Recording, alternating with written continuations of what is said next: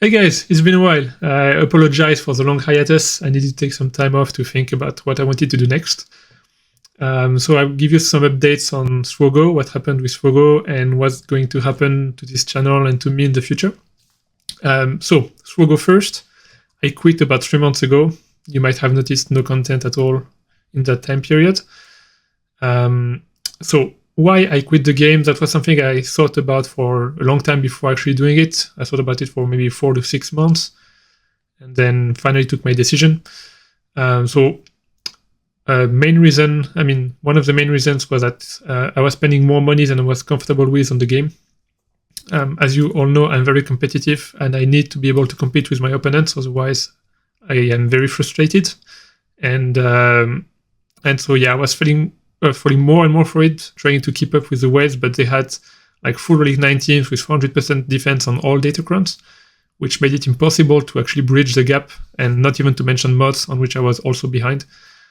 And so that was really, at the end of every month I would be like, man, I spent too much money and I'm still not having that much fun on the game.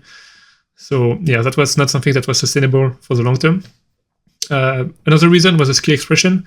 I really liked games where you can actually beat your opponent because you are more skillful than they are, or you lose because they have more skills than you, not more money, right?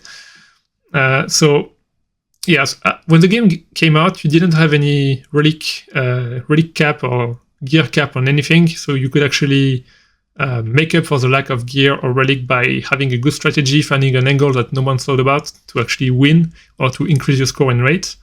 And now, instead of that, you have all events gated behind relic levels, even the rate, and then it's just about either trying again and again and again until the RNG works, or basically, actually, that's all there is. You just find the right strategy, and then you do it 20 times until it works. So, not a lot of fun for me. And more on that is the time required. This game was taking too much time for me. And if it was fun, I wouldn't mind spending 4 hours a week when you have Conquest and TB and Raid and Grand Arena at the same time. But Conquest is boring, very boring. The feats are absolutely horrible. And they're just here to make you come back to the game because apparently time spent on the game is the only metric that matters to the shareholders of the game, which is, in my opinion, a very bad way to measure the success of a game. And so you end up having Conquest, where you have to do 40 times the same battle. Territory battles, you have to do the same thing every time instead of being able to sim it once you've done it. The raid, it's always the same as well. Now it's only once a week instead of twice, so that's a bit better, but still. And more on the raid, that was actually the last straw that made me decide to quit for good, the new raid. Crate Dragon Raid was actually a very big step in the right direction compared to Challenge Rancor, right? The only thing I didn't like about Crate was that you couldn't do better than the 2.7 million score. I would have liked to be able to continue, even if my score at the end, my points were not higher than that, but still be able to try to set a new high score would have been nice. But aside from that, it was good. Each team had its own identity. You had Jawas, you had Tuscans, you had Bounty Hunters, you had Hot Cartel. Like each team played differently, all Republic, and each felt different to play and actually had its own way of being played, its own way of scoring, which was really nice. And then they scrap that. They make you Relic 8 a bunch of new units that you don't need to Relic 8 for anything other than the raid. Looking at you 3PO, looking at you E-Works, even Imperial Troopers. Maybe some attackers make sense to have at Relic 8, but not all of them. And by the way, Dark Trooper for some reason is not allowed. Because probably everyone had it at Relic 8 already.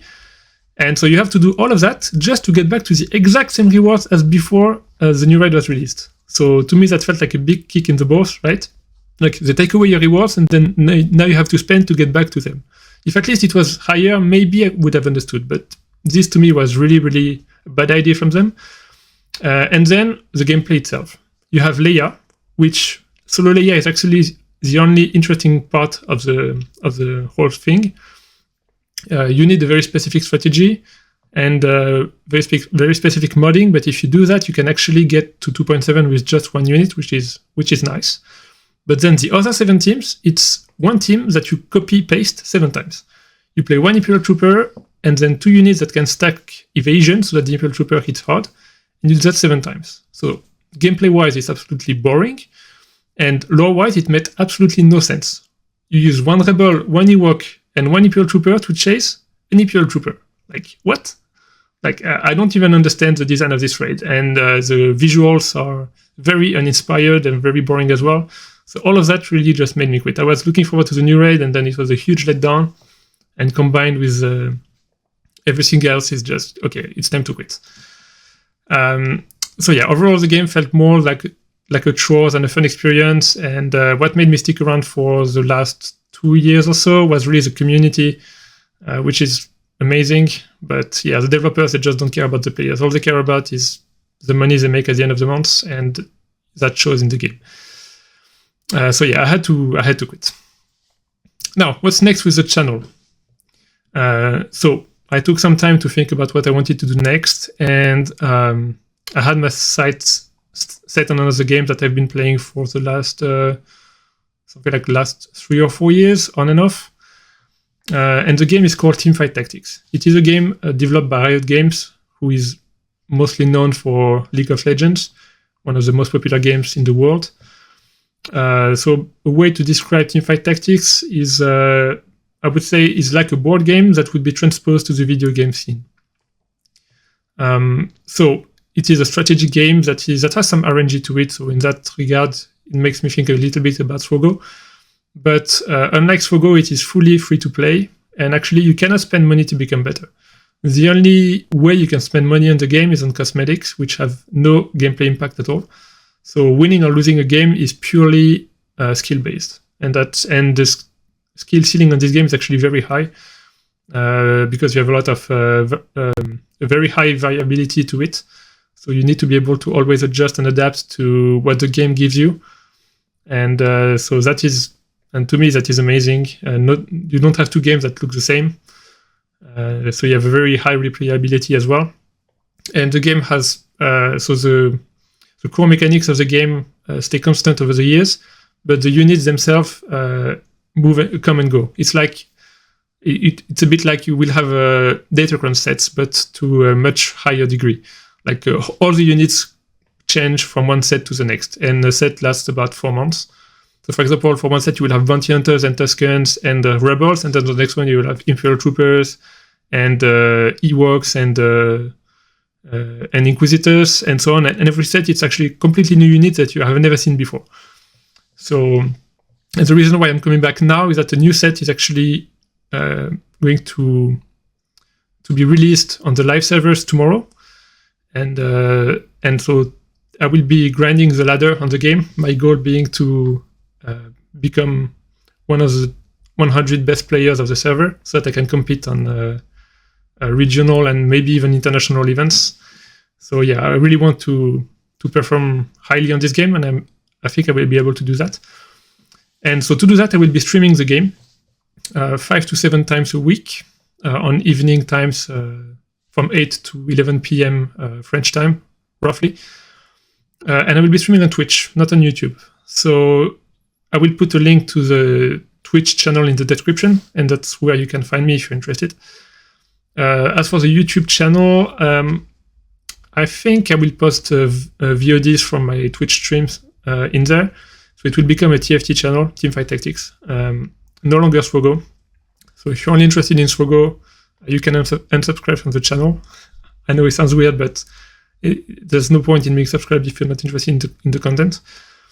So it will evolve from SWGoH to Teamfight Tactics. And same will happen to the Discord server. It will be, it's my Discord server, so I will rebrand it to fit Teamfight Tactics. And if you're not on the server and you want to join, I will put a link in the description. So yeah, that's it for me. So yeah, I wanted to give you guys an update, and I will start streaming tomorrow. So you can already find me tomorrow. At about 8 p.m. French time, I will start my first ladder games on Teamfight Tactics. So yeah, as closing words, I wanted to thank you all for the support over all those years. Ever since I was, 13 or 14, I wanted to become a YouTuber, or at least to do that to some extent. And SWGoH made me able to do that. I learned a lot. The community was amazing. You guys were amazing. The support as well. It was really overwhelming, and I loved the fact that I was able to teach others what I knew about the game. That's really something that's very important to me. Be able to share my knowledge and then see the results of it. Like people coming back to me telling me that I helped them increase their scores in the CIS raid and then in the crate raids. That was really the biggest thing I could get from what I was doing. And so I hope that I will be able to do that again with Teamfight Tactics. If you guys are interested in following me, I think you won't regret it. So thank you guys again, and I'll see you very soon.